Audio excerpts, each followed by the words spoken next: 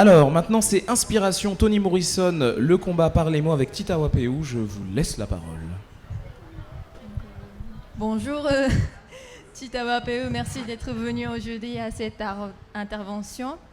Je pense que vous connaissez bien Tita Wapeu, j'espère. Mais peut-être moins, du coup, Toni Morrison, qui est une écrivaine afro-américaine. Est-ce que tu pourras nous faire une petite présentation biographique sur cette grande écrivaine, s'il te plaît? Oui, alors merci tout d'abord Sakura d'avoir accepté de modérer cette rencontre parce que j'avoue que ça aurait fait la 3e fois que j'aurais dû lire un texte d'une demi-heure. Je me suis dit, mon Dieu, je suis fatiguée là. C'est parce que je me suis rendu compte, alors je vais remettre un peu dans le contexte ce texte. Ce texte est en fait le produit d'un podcast. J'ai fait un podcast il y a 1 an et demi sur justement le parcours de Toni Morrison et surtout pourquoi, à mes yeux, elle symbolisait mon écrivain, femme préférée. Pourquoi elle était cette auteure immense à mes yeux. Donc voilà. Toni Morrison de son vrai nom. Allez, Sakura. Elle s'appelle Chloé Ardelia Wofford. Voilà. Oui. Elle est née dans l'Ohio, aux États-Unis, dans les années 30, en 1931 exactement. Oui. Et comme vous savez, sûrement, c'est une écrivaine américaine d'origine africaine qui a été la première à avoir reçu le prix Nobel de littérature en 1993. Oui. Alors, ses œuvres, on peut citer son premier roman qui est sorti, donc qui n'a pas eu de succès. Et son premier roman s'appelle... L'œil le plus bleu. Yes, The Bluest Eye. Ensuite, des romans beaucoup plus connus ont suivi Le Chant de Salomon, Oui. Beloved, Jazz. Henri, il y a quoi d'autre? Sula, voilà. Donc voilà, après elle a écrit d'autres romans. Et puis surtout, elle a été une ardente défenseur des droits civiques aux États-Unis.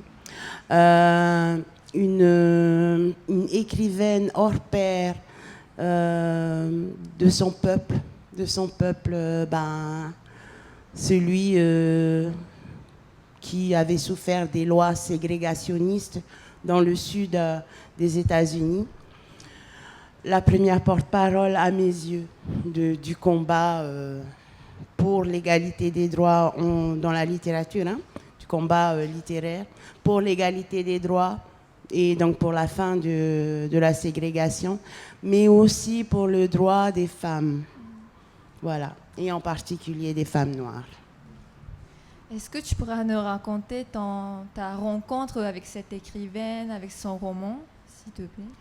Alors, je ne vous cache pas que moi, j'étais une adolescente férue de romans étrangers. Je n'ai pas vraiment baigné dans la littérature locale. Il n'y en avait pas non plus des tonnes. Hein.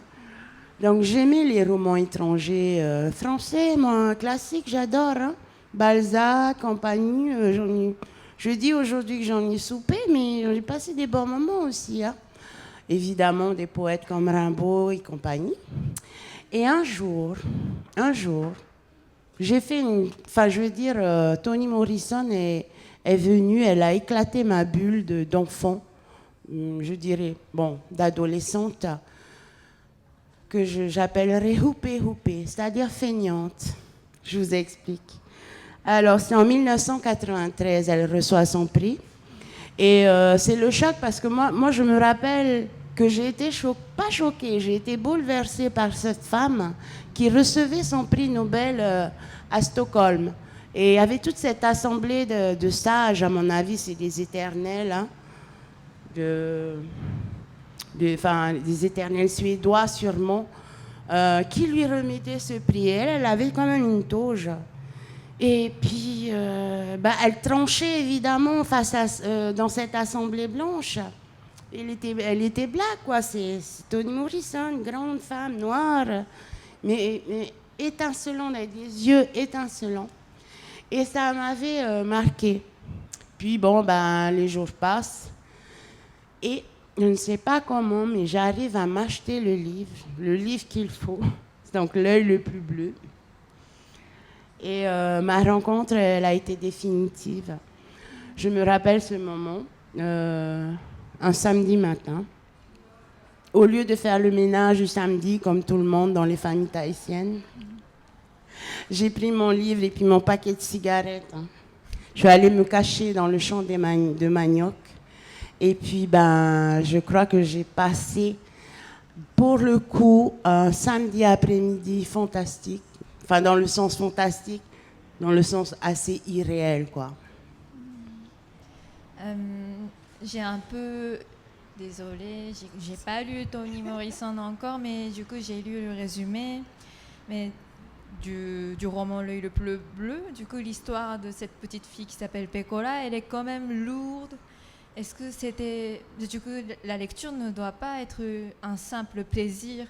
Est-ce que tu pourras nous raconter, du coup, l'impression que tu as eue à ta première lecture, s'il te plaît?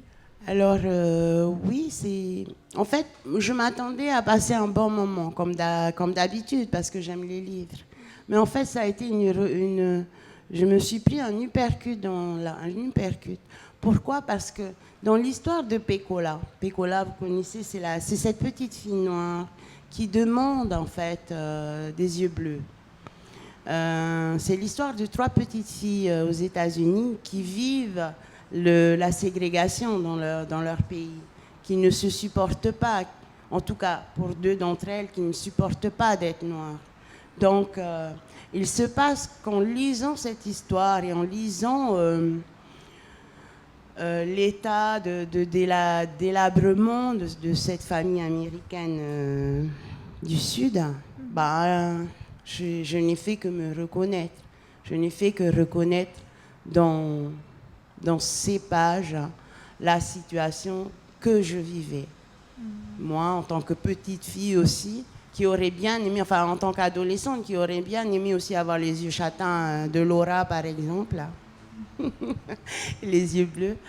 Mais voilà, ce choc-là, il m'a fait comprendre que ce que Toni Morrison écrivait, c'est ce que moi je pressentais pour mon peuple, pour moi, pour ma situation en tant que tahitienne, en tant que sale gosse qu'on met au fond de la classe, parce qu'elle n'est pas assez jolie, pas assez bright, hein, vous voyez, quoi. Et ça a été le moment de douleur aussi. De douleur. Oui, c'est vrai que pour ceux qui ont déjà lu Pina, on peut reconnaître du coup dans la figure de Pecola la petite fille tahitienne qui souffre dans la situation de la misère et tout. Il y a vraiment plein de points communs entre 2 petites filles qui, malgré leur distance culturelle, distance géographique, du coup c'est un peu la dureté, l'indifférence des adultes aussi qu'on peut connaître en Polynésie aussi. Et tu trouves que Toni Morrison, elle a un bagage linguistique énorme, elle a une connaissance très grande dans la langue. Et du coup,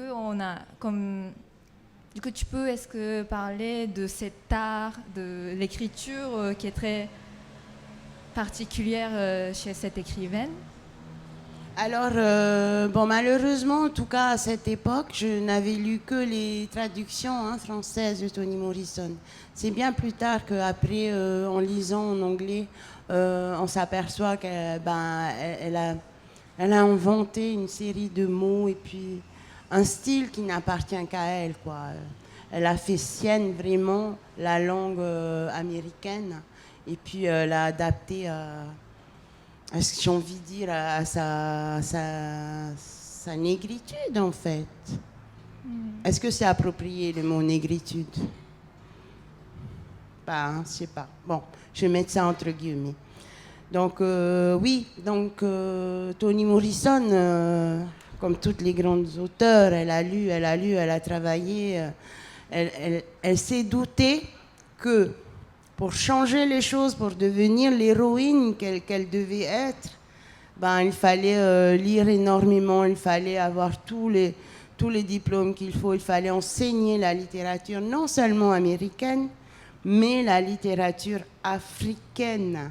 Et c'est là où tout change dans la littérature américaine, parce qu'elle va prendre les codes de l'Afrique. Elle va faire entrer l'Afrique dans la culture et dans la littérature américaine. C'est sa grande force. Elle va retravailler des textes, comment dire, les textes de la littérature américaine comme Huckleberry Field, hein? Voilà, ou bien La case de l'oncle Tom, par exemple.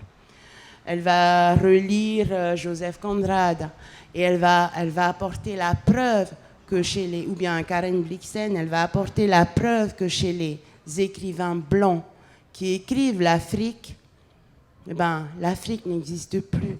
Ils dépossèdent l'Afrique. Et elle va passer sa vie à rétablir l'histoire africaine dans la littérature américaine. Pas à côté, hein, dans la littérature. Et du coup, on voit par exemple dans Le Chant de Salomon, c'est un autre de ses romans, c'est ce roman qui va la propulser.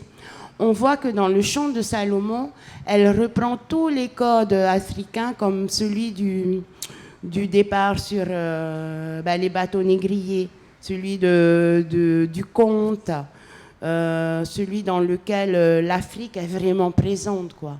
Elle réhabilite l'Afrique sur une terre étrangère qui est l'Amérique. Oui, du coup, comme je pense que tu as parlé vite fait là maintenant, mais comment dirais-je, à l'époque et même pour aujourd'hui, pour les personnes noires, je dirais, c'est très difficile de suivre des parcours scolaires. Il y a dans les sélections, on peut subir cette injustice raciale. Est-ce que tu pourras nous rappeler précisément son parcours scolaire, ce qu'elle a fait à l'université, etc., pour rappeler en quoi cette figure est grandiose? Alors déjà, ça a été l'une des premières PhD, c'est-à-dire docteur en littérature américaine. Elle a fréquenté l'université Howard, qui est une grande université. Et puis, non, c'est la première à avoir un tel background, quoi. Elle est professeure, quoi. Elle est docteur en lettres, oui. Docteur. Du coup, on peut dire que sa littérature, c'est comme une forme de revanche pour elle. Oui, elle va l'admettre. Elle va admettre que les mots qu'elle a su construire, les auteurs qu'elle a su appréhender, comme par exemple William Faulkner et tout, ça a été enfin, je veux dire, elle a pu le faire grâce à l'université américaine. Mais ce qui se passe, c'est qu'elle ne va pas se contenter de ça, elle ne va pas se contenter du système américain pour être docteur, etc. Puisque elle-même, elle sait que sa mission, c'est d'écrire, mais d'écrire une littérature post-esclavagiste. Ça existe, post-esclavagiste, ouais. Du coup, Toni Morrison, elle est surtout une conteuse de l'histoire avec un grand H. Et on pourrait parler du coup de son discours qu'elle a prononcé lors de son cérémonie du prix Nobel, qui est quand même extraordinaire, particulier, parce qu'elle a fait son discours sous la forme d'un conte. Est-ce que tu pourras en parler sur ça, s'il te plaît? Comment il s'appelle déjà le conte? Entre vos mains. Voilà. Alors le conte Entre vos mains, c'est l'histoire d'une jeune dame, enfin d'une vieille dame afro-américaine qui est aveugle, hein, et des jeunes gens viennent la voir. Bon, ils se moquent un peu d'elle parce que elle est aveugle, et ils tiennent dans leurs mains quelque chose, un petit oiseau. Mais ils ne disent pas, hein, ils disent pas qu'ils tiennent un oiseau aussi. Ah, si. Il lui demande à la vieille dame s'il est vivant. C'est ça? Il demande à la vieille dame si le petit oiseau est vivant. Et oui, la vieille dame, voilà, la vieille dame, elle va pas se départir de son calme. Elle va dire, mais mes chers jeunes gens, je ne sais pas s'il est vivant. En fait, l'idée, c'est de dire que vous avez dans vos mains le langage. Moi, je ne suis là que pour que de passage. En fait, c'est vous qui détiendrez la vérité pour demain et la force. Donc l'oiseau, s'ils ouvrent la main, que l'oiseau est vivant, il s'envolera. Mais s'ils ouvrent la main, mais que l'oiseau est mort, ils l'auront tué. Donc en fait, l'idée, c'est de dire, dans ce conte, c'est que le langage, il appartient pas qu'au passé, pas qu'à la vieille dame, il appartient aussi à la jeunesse.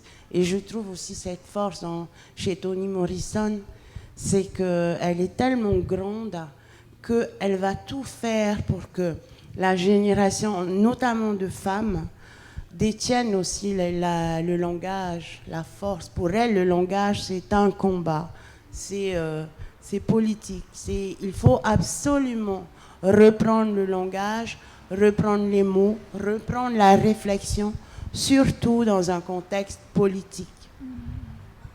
Voilà. Et je pense qu'on peut laisser un peu de temps pour les questions du public, s'il devait en avoir. Merci Hayrani. Est-ce que vous avez des questions, du coup? Non? Bah, je vous laisse clôturer, du coup, votre échange. Merci, en tout cas, à toutes les deux. Vas-y. Ben, merci Sakura de m'avoir aidé à vraiment anticiper cet exercice. Merci. Oui, merci d'avoir accepté en tant que modératrice. Merci. Attends, au final, il y a une toute petite question au fond, une intervention, et après on arrête. Coucou Henri, ça faisait longtemps. Oui. Là, c'est un petit commentaire. Alors, elle a oublié de citer James Baldwin, un excellent auteur américain noir qui habitait à Paris. Et l'un des plus grands s'appelle Ralph Ellison, qui a écrit un chef-d'œuvre qui s'appelle Homme invisible. C'est-à-dire que le noir est en face du blanc, mais il ne le voit pas, il l'enlève de son spectre visuel. C'est un roman extraordinaire, Homme invisible, de Ralph Ellison. Merci pour cette avis d'information. Tous. Merci à tous. Merci. Et on repart pour une dernière inspiration. Et les trois figures emblématiques de l'héroïsme kanak, Jean-Marie Djibaou, Dewe Gorodé et Éloi Machoro, avec Hamid Mokadem qui fera du coup cette dernière intervention de la journée.